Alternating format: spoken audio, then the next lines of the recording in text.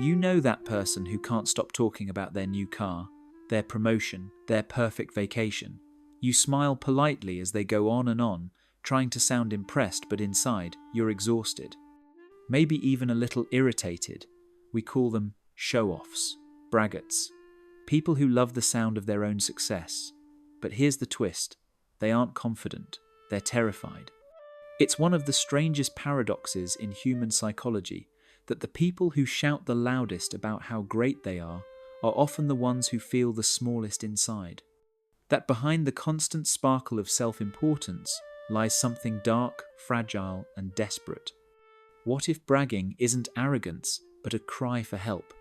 Every boast, every humble brag, every perfectly curated Instagram post might not be a declaration of superiority, but a whisper of insecurity, disguised as confidence. They aren't trying to convince you that they're great. They're trying to convince themselves. You can see it, if you look closely, the slight tension in their smile when no one reacts the way they hoped, the rush to top someone else's story, the awkward pause when the attention moves away. Beneath that glossy performance is something far more human: fear. The fear of being unseen, the fear of being ordinary. We all know a person like this. Maybe, at times, we've been that person. The one who needs to prove, to announce, to remind the world, I matter. But what if the urge to prove is not about ego at all? What if it's about pain? Because confidence, real confidence, doesn't need an audience, but insecurity does. It needs applause, the way a drowning person needs air. It's not armor made of gold, it's armor made of glass. And once you understand that, you'll never look at a show-off the same way again. In this video, we're not just going to talk about bragging. We're going to unmask it to trace the invisible thread that ties it to childhood wounds, fragile egos, and the modern addiction to validation.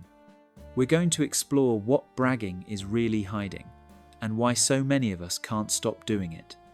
Because underneath every performance of greatness, there's always a quieter truth whispering beneath the noise.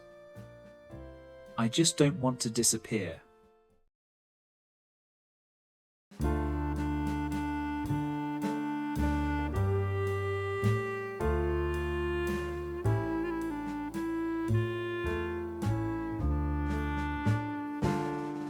Let's draw a line, a quiet but important one. The line between sharing and bragging. When someone shares, their goal is connection. They're saying, "This made me happy and I want to share that joy with you." But when someone brags, their goal is comparison. The message isn't, "Look at this amazing thing." It's, "Look at how amazing I am." Sharing invites you in. Bragging pushes you out. Imagine two conversations at brunch. One friend says, "I finally got the job. I've worked for this for years." You feel her joy. You want to celebrate with her. That's sharing. Another friend leans back, stirs their coffee, and says, "Well, they had to promote me. I'm basically the only one who can handle clients like that." That's not sharing. That's signaling. Bragging is a performance, a self-advertisement, a highlight reel cut and polished to broadcast an identity, the identity of someone who has won. Psychologists call it a form of self-presentation, a way of managing how others see us. And there's science behind it. A 2015 study by researcher Irene Scopoliti found that people who brag consistently overestimate how impressed others are by about 70%. They think they're admired. In reality, most listeners feel annoyed, bored, or quietly repelled. So, if bragging backfires so often, why do we keep doing it?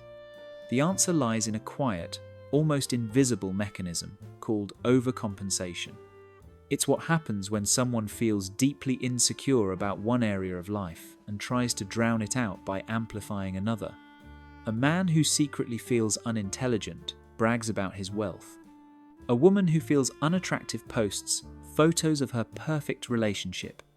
A person who feels empty brags about how busy and in demand they are. The brag is never about the surface thing. It's always about the hidden thing, the wound underneath. Every boast is a smoke signal, a way of saying, don't look at what I'm scared of, look at this shiny thing instead. Alfred Adler, one of the great early psychologists, called this the striving for superiority. For most people, it's healthy. It's what makes us work harder, learn more, grow. But for the chronic braggart, that striving turns into a mask. It's not about becoming better, it's about appearing better. And that's when the loop begins. They feel small, they brag, they get a hit of pride. The pride fades, they feel small again, they need another hit. It's a treadmill that never stops. Because the real problem, the quiet sense of not enough, is never touched. You can spot it in conversation. The friend who can't just tell a story, they have to win the story. You say you went to Florida, they say they went to the Maldives. You talk about your small success, they casually double it. But behind that competition is something tragic. They don't want to win the conversation. They just don't want to disappear in it. So maybe the next time we hear someone brag, instead of rolling our eyes, we can pause and listen between their words. Because often, what sounds like arrogance is really just a quiet voice saying, please, see me. And I'd love to hear your thoughts. Have you ever met someone like this? Or maybe caught yourself doing it too? Share your experience in the comments. Your story might help someone else see a little deeper behind the brag. We often think the braggart has a big ego, that they love themselves too much. But the truth is the opposite. Their ego isn't massive, it's fragile. It's not a fortress made of confidence. It's a thin shell constantly cracking under the weight of doubt, patched together with words of praise and approval. Psychologists call this high but unstable self-esteem. It looks strong from the outside, loud, assertive, self-assured. But on the inside, it's like standing on thin ice. Every compliment keeps them afloat, every criticism cracks the surface. People with stable self-esteem can withstand silence. They can fail, be ignored, or be criticized and still feel intact. Their sense of worth comes from within, not from the eyes of others. They don't need to perform their success because they're already living it. That's what we sometimes call quiet confidence. It's not loud because it doesn't have to prove anything. But the fragile ego, it's different. It's hungry, restless, addicted to reassurance. It needs constant proof that it matters, constant applause to silence the whisper that says, "You're not enough." Imagine this. They walk into a room full of people. They look calm, maybe even charming. But their mind is scanning for cues. Who noticed them? Who looked impressed? Who didn't? Every reaction becomes data in an endless emotional spreadsheet. Am I admired? Am I liked? Am I safe? They live at the mercy of mirrors made of people. That's why one small comment can wreck their day. When someone else succeeds, they don't feel inspired, they feel threatened. Because admiration, to them, is a limited resource. If you're getting it, that means they're losing it. So they fight to stay visible, to stay special, to stay above. But here's the tragedy. This very fight for validation creates the opposite of what they crave. Their bragging, the very thing they use to be seen, pushes people away. And when people pull away, the loneliness confirms their worst fear. I'm not enough. It's a painful cycle. They brag to feel worthy. The bragging isolates them. The isolation makes them feel unworthy again. And around it goes. This is the hidden cost of a fragile ego. It turns connection into competition, friendship into performance. They don't talk with people, they talk at them. Because if they stop talking, they might have to face the silence, and the silence is where all the doubt lives. Maybe you've seen it. The co-worker who has to one-up every story, the friend who interrupts your win with theirs, the relative who keeps telling the same old tale of their glory days. It's not that they don't care about you. It's that they can't stop fighting to matter. And maybe, just maybe, you've felt that fight inside yourself too. That restless need to remind others that you're doing okay, maybe because you're not entirely sure you believe it yet. If that sounds familiar, know this: you're not broken. You're just scared of being unseen, of being ordinary, of being forgettable. But confidence, real confidence, isn't about proving you're more. It's about knowing you're already enough. And the louder the brag, the clearer the message underneath it becomes. Not, I'm great, but I'm afraid I'm not. If a fragile ego is the wound, then validation is the drug that numbs it. And we live in a world that makes that drug almost impossible to resist. It's late. The room is dark except for the glow of a phone screen. A photo just went up: the perfect vacation, the perfect outfit, the perfect smile. And then it begins, the waiting. 1 like, 10, 50. The brain lights up, a tiny rush of relief. They see me. This isn't metaphorical, it's chemical. Neuroscientists at Harvard discovered that when we talk about ourselves, the same part of the brain activates as when we eat or have sex or receive a reward. Self-disclosure literally releases dopamine, the brain's pleasure chemical. So when you post that bragging photo, when you tell a story that makes you look good, and the notifications start rolling in, that warmth you feel isn't confidence. It's chemistry. It's a hit. But like any drug, the high fades. And once it fades, the craving begins.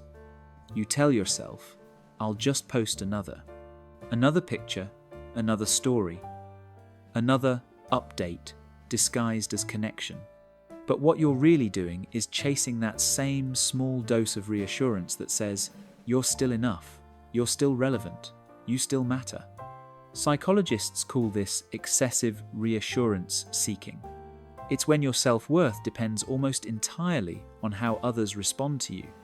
And social media, with its infinite scroll of hearts, comments, and follow accounts, has turned this insecurity into a system. It's a slot machine for approval. We used to look for love in people's eyes.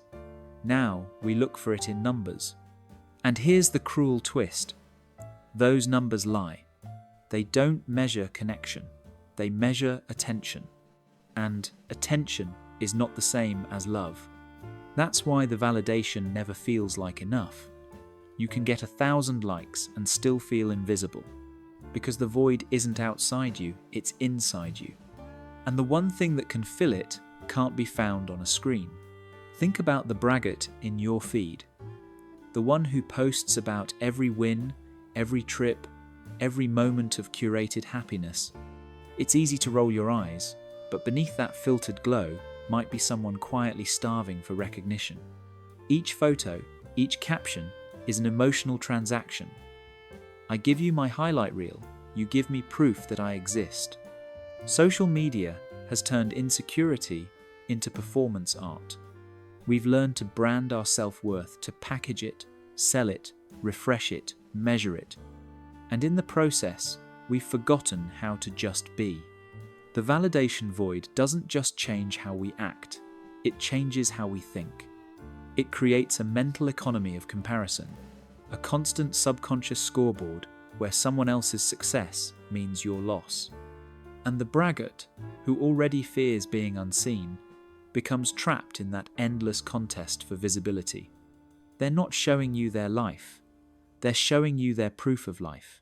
Because if they stop posting, if they stop proving, the silence might confirm their worst fear that no one's really watching.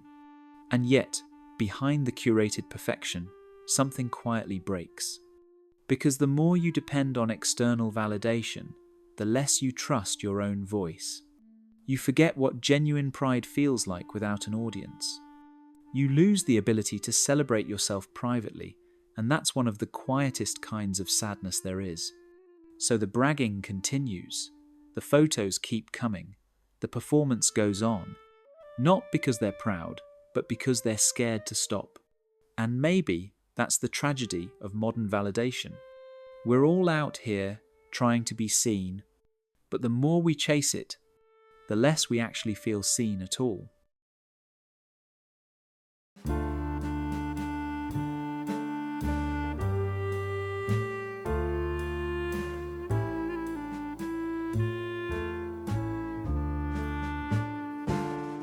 Some people don't brag because they want to feel better than. They brag because they're terrified of feeling like nothing at all. This isn't about arrogance anymore. It's about survival, emotional survival. You see, many of these people grew up in homes where love had conditions. Love wasn't given freely, it had to be earned. Maybe they were the smart one, the talented one, the golden child. And every time they achieved something, they were praised, celebrated, seen. But when they failed, when they were just average or quiet or struggling, the warmth disappeared, the attention faded, the room went cold.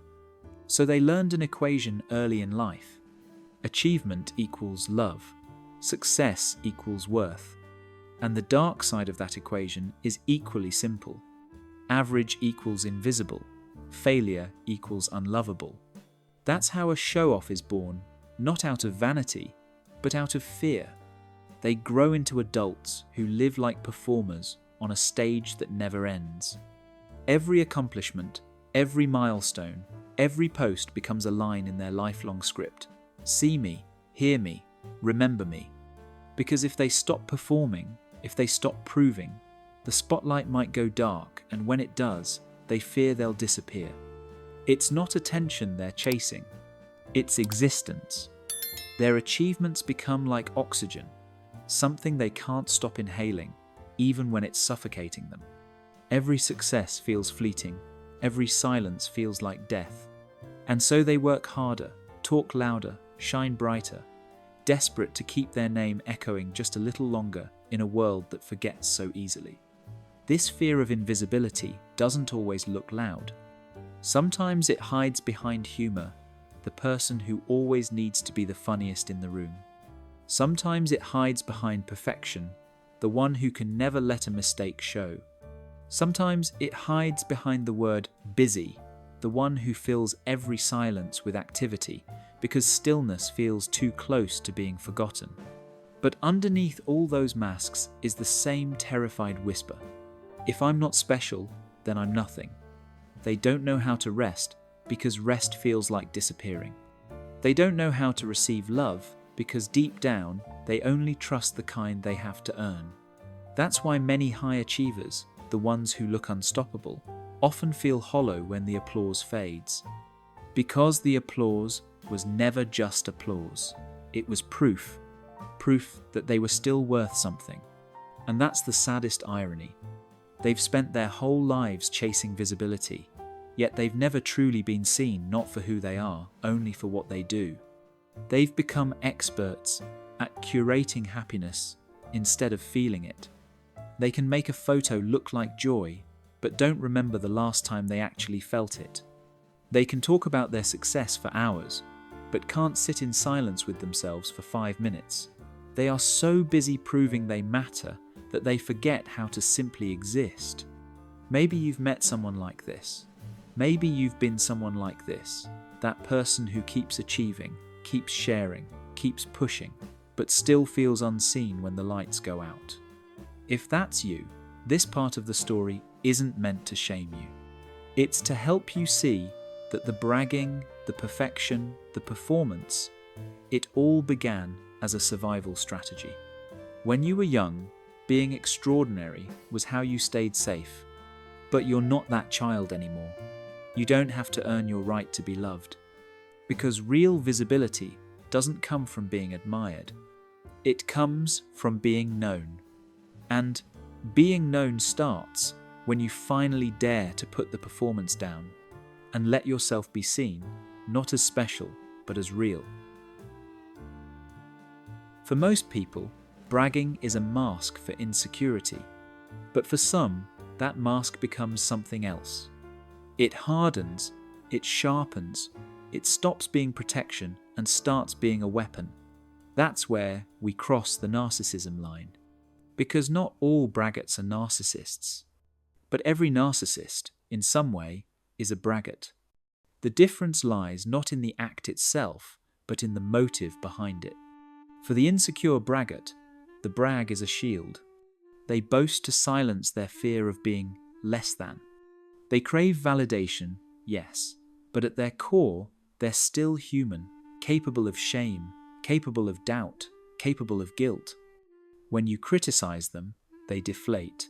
You can almost see the air leave their chest. Their bragging was a plea for reassurance, not domination. But for the narcissistic braggart, the brag is a sword. They don't brag to feel equal. They brag to feel superior. They don't crave admiration as comfort. They crave it as proof of power. And when that admiration is threatened, their response isn't sadness, it's rage. That's how you tell the difference. The insecure braggart feels small when ignored. The narcissist feels insulted. The insecure braggart might apologize when confronted. The narcissist will attack, devalue, or destroy you for daring to question them. Insecure bragging says, "Please see me." Narcissistic bragging says, "How dare you not?" This is where the fragile ego mutates into something darker, an ego that no longer wants to be healed but worshipped. Narcissistic bragging isn't about self-doubt anymore. It's about entitlement. They don't just want validation, they believe they deserve it. They see admiration not as a gift, but as their birthright. You can see it in the tone. The insecure braggart talks up, trying to reach your approval. The narcissist talks down, making sure you stay below them. And in a world built on social media, this difference gets dangerously blurred.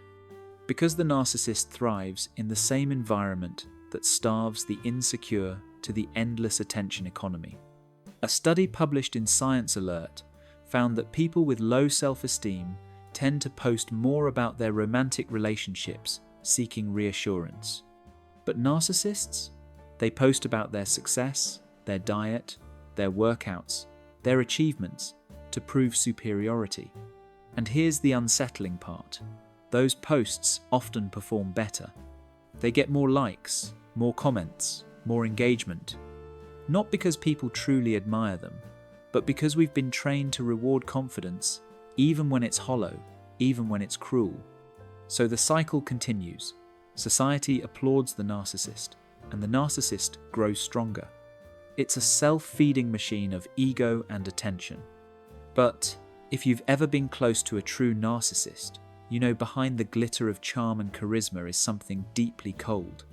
There's no reciprocity, no empathy, no warmth that doesn't serve a purpose. You exist to reflect them, not to connect with them. And once you stop reflecting, once you stop admiring, you become disposable. That's the dark truth about the narcissistic braggart. They don't need your love, they need your worship. And once the worship stops, so does your worth, at least, in their eyes. So, how do you deal with it? With the insecure braggart, you can meet them with patience. You can gently redirect, even comfort, because underneath the noise is a wound that can still heal. But with the narcissist, the only winning move is not to play. Don't engage, don't argue, don't feed the performance with validation or with outrage, because both are forms of attention, and attention is their oxygen. Disengage, quietly, completely. Give them the one thing they cannot stand: indifference. Because indifference starves the ego faster than hate ever could. This isn't about revenge or punishment. It's about survival. Recognizing that some performances are meant to be walked away from, not analyzed, not fixed, not forgiven into sanity. And the sooner you learn to see the difference between the insecure and the narcissistic, the sooner you learn to protect your peace. Because the insecure brag is still human. But the narcissistic brag? That's not a cry for help. That's a declaration of war. So, what do you do? If you see yourself in all of this, If you've caught yourself bragging just to feel seen or posting something not because you're proud, but because you're scared of being forgotten, first take a breath. This isn't a moral failure. It's a wound. And wounds don't need punishment. They need patience. The urge to prove is not proof that you're vain.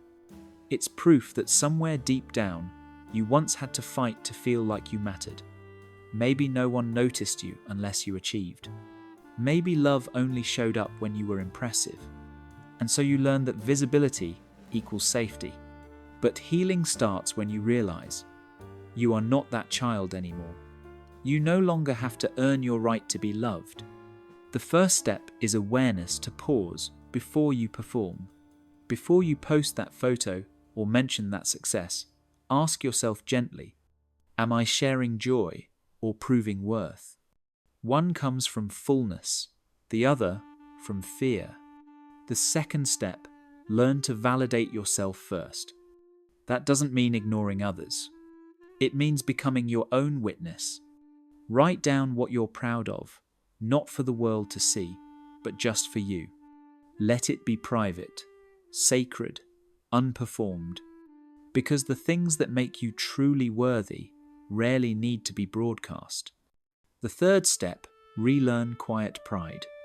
Quiet pride is the kind that doesn't need applause to exist. It's not loud, but it's real. It's the quiet smile you give yourself when no one's looking. The soft peace that comes from knowing you did your best, even if no one ever claps. You can still share your joy. You can still celebrate your wins, but do it from a place of connection, not comparison. Not, look at me, but look at what's possible. That's what real confidence feels like. Not a performance, but a peace. Not noise, but stillness. And when you begin to live from that stillness, you start to see something beautiful happen. The validation you used to chase begins to lose its grip. You stop performing and start existing. You stop seeking proof and start feeling presence. It's not easy. You'll slip back sometimes. We all do. But every time you choose authenticity over appearance, you take back a little more of your freedom. Because at the end of the day, you don't need to be louder to be seen. You just need to be real. When the applause fades, when the screen goes dark, when the audience moves on, your worth doesn't go with them. It was never in their hands. It's been in you the whole time. And once you learn to see yourself that way, you'll find that the need to prove slowly, quietly, disappears. What's left is something far more powerful. Not the hunger to be admired, but the peace of finally knowing you're enough. So, we come back to where we started. That person who can't stop talking about their success, their perfect life, their constant wins. They aren't hiding their confidence. They're hiding their fear. They aren't showing you strength. They're showing you how fragile it feels to never be enough. Behind every loud performance of pride, there's usually a quiet story of pain. A childhood where love had to be earned. An adulthood spent chasing proof of worth. And a heart that just wants, more than anything, to feel seen without having to perform for it. That's the great irony. The more we try to prove our worth, the further we drift from it. Because true confidence doesn't need an audience. It doesn't need applause or likes or validation. It just is. It's the kind of confidence that can celebrate quietly, that can fail gracefully, that can be invisible for a while and still feel whole. Because it knows something most people don't. You don't have to shine all the time to have light. So maybe the next time you feel the urge to prove, pause. Take a breath. Remember, your worth doesn't live in other people's eyes. It lives in your own. And to everyone still learning that you're not alone, that's what this space is for. If this video helped you see yourself or someone you know a little more clearly, I'd love to hear your story. Share it in the comments. Your words might be the mirror someone else needs to finally understand their own pain. And if you want to keep exploring the quiet truths of human psychology, the ones that hide beneath our pride, our fear, and our love, hit subscribe and stay with us. Because here, we don't just talk about the human mind. We listen to the human heart. And sometimes, that's all any of us ever needed.